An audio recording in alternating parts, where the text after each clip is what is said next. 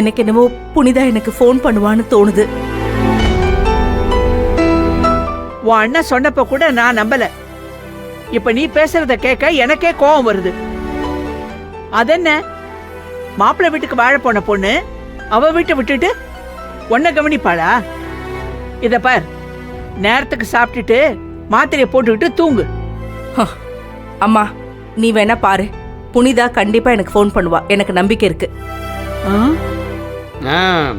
நான் தான் சொன்னேன்ல, இப்பத்தானே வண்டி ஓட ஆரம்பிச்சிருக்குது. இனிமே தான் இருக்குது கச்சேரிய.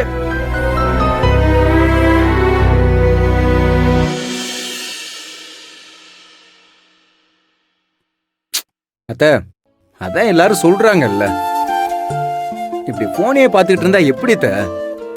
சாப்பிடுங்க. சரி, உங்க அம்மா கிட்ட பேசுனீங்களா? இல்ல கபிலன், இப்போ அவங்க சாயங்காலம் தானே கிளம்பி போனாங்க. அதுக்கு ஏங்க, நைட்டு சாப்பிடும்போது சேர்ந்து சாப்பிட பழக்கி விட்டுருக்கீங்க, இப்போ தனியா சாப்பிடணும்ல, ஃபெயில் பண்ண போறாங்க. ஒரு கால் பண்ணி தான் பேசுங்களேன். பண்றேன்.